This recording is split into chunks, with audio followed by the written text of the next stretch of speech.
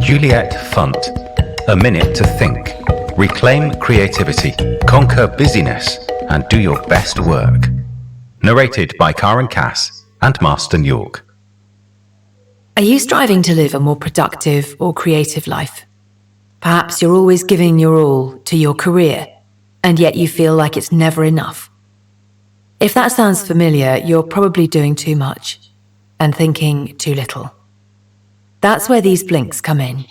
You'll discover the value of taking the time out of your busy life to rest, think, and recoup. From emails to meetings to interpersonal relationships, you'll explore how carving out some breathing space can transform your performance at work. Packed with actionable advice, this is your manual for achieving more by doing less.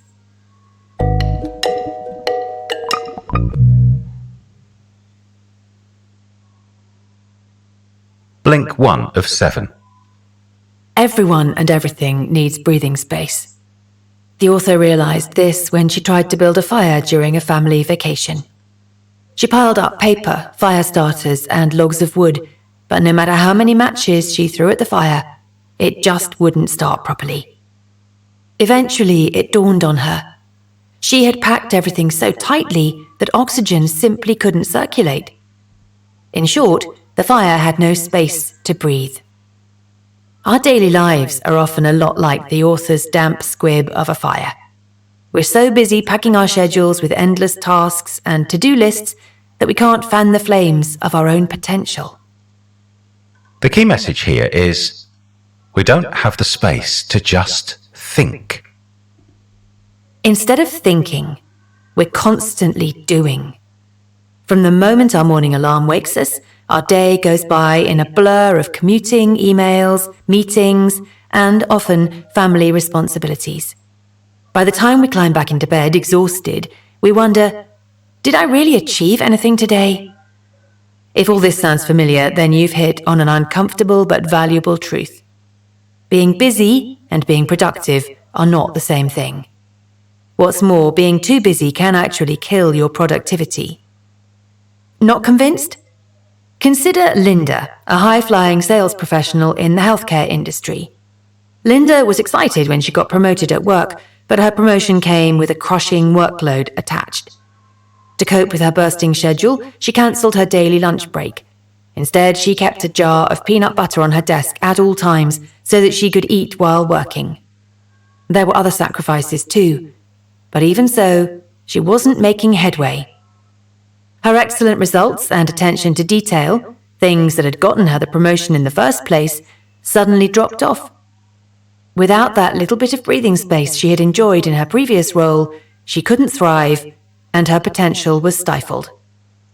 When we hear Linda's story, it's easy to appreciate that she was simply too busy, but when it comes to our own lives, many of us struggle to identify that we're doing too much. Instead of seeking out and enjoying some breathing space, we fall into a very modern trap. We begin to feel guilty when we're not busy. Economists call this phenomenon performative busyness. We have internalized the mantra that busier is better. Instead, what we need to do is push back against the tyranny of the packed agenda. We'll see why in the following blinks. Blink 2 of 7. Where does our impulse for busyness come from? Part of the answer can be found in the most unlikely of places, the American TV show Candid Camera. Its creators covertly film ordinary Americans reacting to staged situations. In one skit, a group of actors get onto an escalator alongside an unsuspecting member of the public. Once on the escalator, the actors turned around and faced the wrong way. Incredibly, the other person did too. Perhaps you want to leave the office on time and get back to your family or friends, but then you see all your teammates settling into their chairs for an evening of work. Surely you can't be the only person that's not there. Or perhaps you know that your co-workers are always on and ready to respond to an email the second it arrives. Can you really leave your messages sitting unopened in that inbox? The key message here is we work too much in order to fit in. Our conformity to the cult of overwork can resemble a subtle form of brainwashing, in the sense that our workplaces reprogram us to internalize the upside-down logic of busyness. Consider, for instance, a senior accountant in a corporate firm. Although he's a high-status employee, he struggles to find any downtime. He spends long hours in pointless meetings. Why? Because he's one of the millions of workers who have been brainwashed into believing that face time is king and downtime doesn't matter. Sadly, our habit of conforming to the new normal of busyness is not doing us or our productivity any favours. A recent Gallup study revealed that nearly a quarter of all workers feel burned out most of the time. In another study, consulting firm Deloitte found that over 2/3 of employees think they have an amount of work that's overwhelming. Perhaps the saddest thing of all is that all this stress and burnout are completely unnecessary. In Japan, Microsoft conducted research that showed something unexpected. Working a 4-day instead of a 5-day week boosted productivity by 40%. It also cut overhead costs by nearly 25%. This just goes to show that breaking away from busyness doesn't have to mean breaking away from profitability. In fact, the opposite is true. Blink 3 of 7. We have established that busyness harms productivity. But why exactly does this happen? Well, scientists have now discovered the answer. It all has to do with how different parts of your brain work together. Consider that hectic to-do list that's pinned to your workstation. What this list represents is a number of difficult, complex tasks. To complete these tasks, you'll need to engage an area of your brain called the frontal lobe, which carries out your most advanced thinking. But your frontal lobe has a short battery life. It gets tired quickly and needs regular breaks to recharge. This means that if you keep pressing on with your to-do list without taking a break, at some point your frontal lobe will lose efficiency. You'll no longer be thinking or making decisions to the best of your ability. You need a break. The key message here is taking breaks can boost your creativity. To understand why breaks are so effective, let's explore what happens in our brains when we get creative. The basis of creativity is the neurological connection between our current thoughts and our previous experiences. It can only happen when our brains get free, undisturbed time. In other words, your brain becomes creative when you give yourself time to think. It's easy to see the benefits of breaks in real life. A study by Carnegie Mellon found that pausing for only 30 seconds, or even just 3, was enough to improve workers' engagement and focus on a task. In other words, you'll become more creative by pausing just for as long as it took you to listen to that last sentence. What matters is not the length of your break, but how you spend it. Researchers from Harvard Business School identified 4 typical types of pauses. Type 1 is the social break, like talking to your co-workers. Then there's the nutritional break that often involves a snack and maybe a glass of water. The relaxation break is time spent daydreaming or doing gentle exercise. Finally, there are cognition breaks, where you read a book or browse social media. This study showed that the only types of breaks that boosted productivity were the relaxation and social kinds.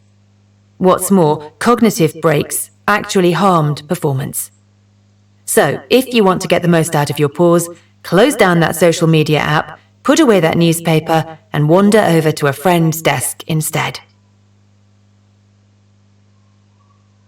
Blink 4 of 7. What drives your behavior in the workplace? For most of us, there are 2 key motivators. We want to achieve excellence and seek out information. At a basic level, these drives are useful. But the problem is, in the modern workplace, they've gone into overdrive. The key message here is our basic drives are stealing our valuable free time. Our drive for excellence can easily tip into perfectionism. Not sure if you're a perfectionist? Then answer the following questions. Have you ever been told you're too focused on details? Do you try really hard even on unimportant tasks.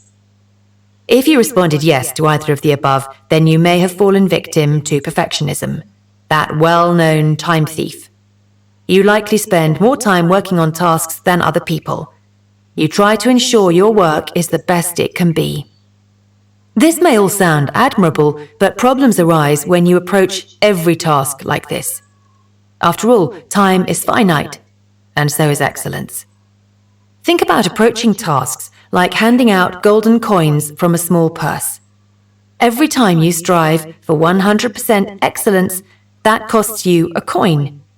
You can choose who receives your coins, but eventually your money will run out. So save it for the people who truly deserve it. Now let's look at our other drive, the desire for information. This can lead to information overload, and when it does, it also becomes a time thief. Do you just have to click on a notification as soon as it pops up on your screen? Do you find yourself relentlessly checking your inbox for new emails, or sharing data and facts with lots of other people just in case they want to know?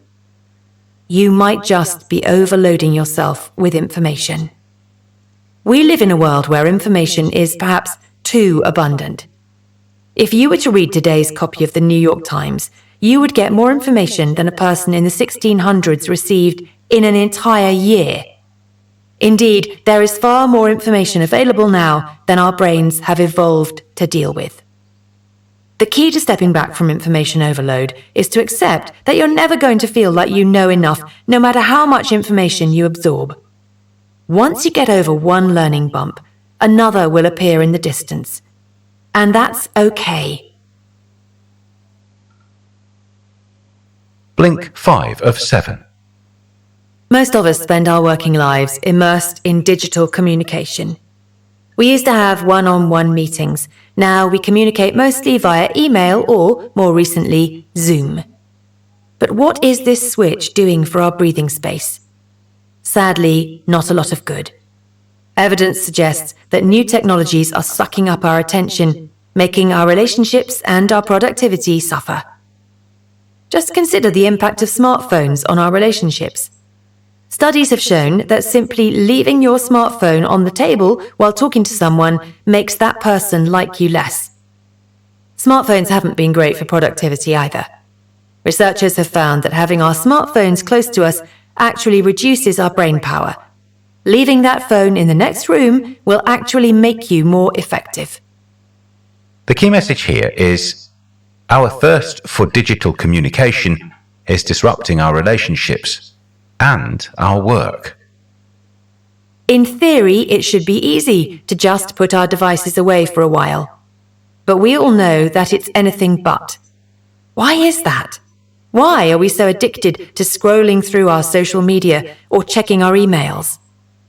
A lot of it has to do with the way our brains are wired. Just like a gambling addict who can't resist putting another coin in the slot machine, whenever we pull to refresh, we receive lots of new content. When this happens, we get a hit of dopamine, the brain's feel-good chemical. The gambler gets the same high when she hits the jackpot.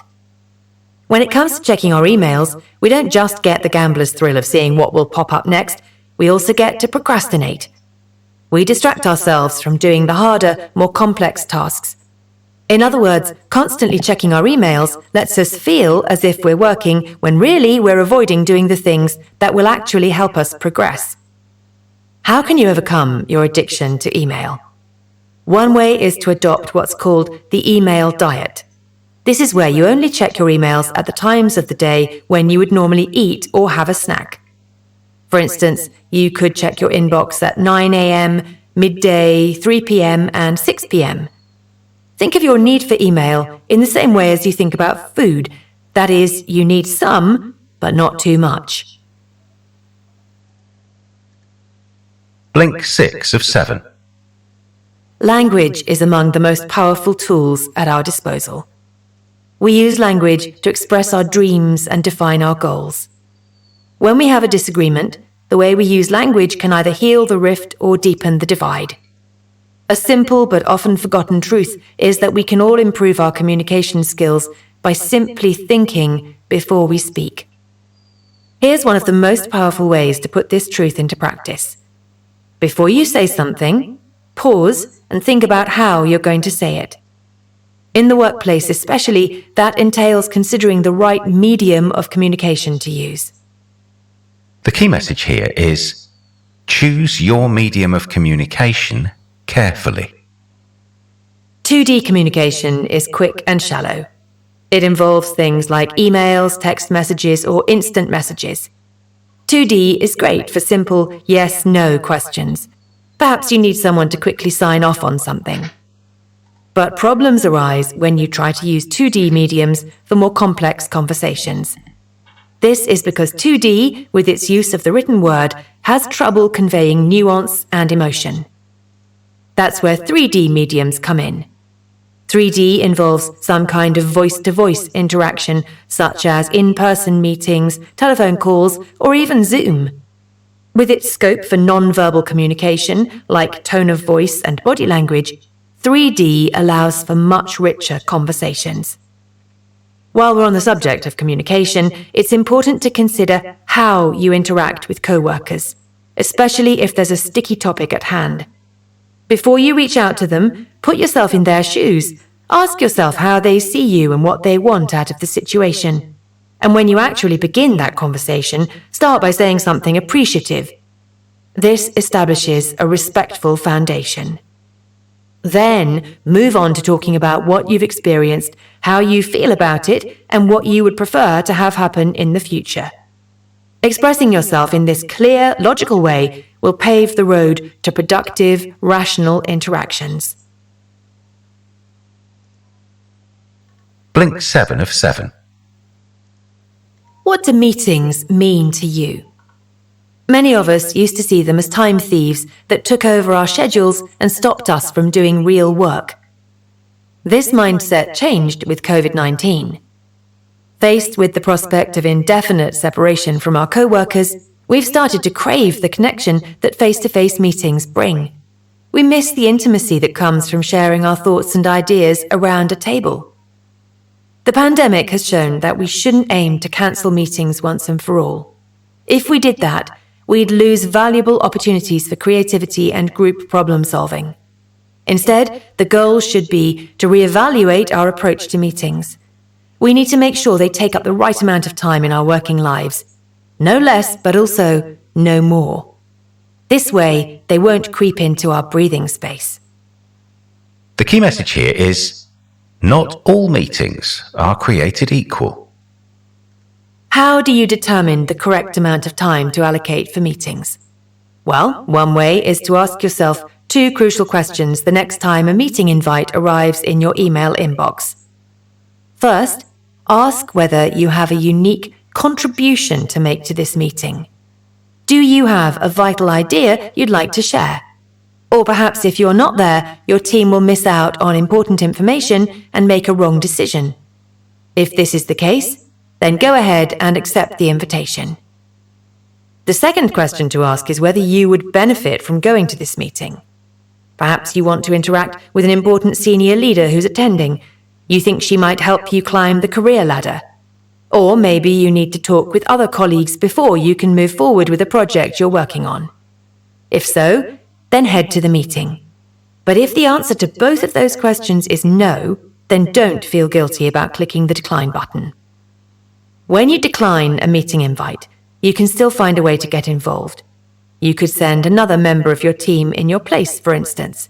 This will ensure that you receive any necessary updates, and it can be a good way to reward or develop a subordinate who may not have had the opportunity to attend these kinds of meetings before. You've just listened to our blinks to A Minute to Think by Juliet Funt. The key message in these blinks is that everyone else might be wearing their busyness like a badge of honor, but that doesn't mean you have to. True success doesn't arise from cramming your schedule full of tasks and meetings. It comes from being creative, productive, and spending your time on the right things. What are the right things? Well, if you take a minute to think about it, you'll probably realize you already know the answer. And here's some more actionable advice. Redefine your idea of urgency. In the modern workplace, it can feel like every task is urgent. The author calls this hallucinated urgency. When you treat every decision, request, or email as if it's time-sensitive, you risk getting into the habit of acting without thinking. The next time you rush to action the moment something hits your inbox, take a pause. Ask yourself, do I really have to do this right now? Or can I take some breathing space?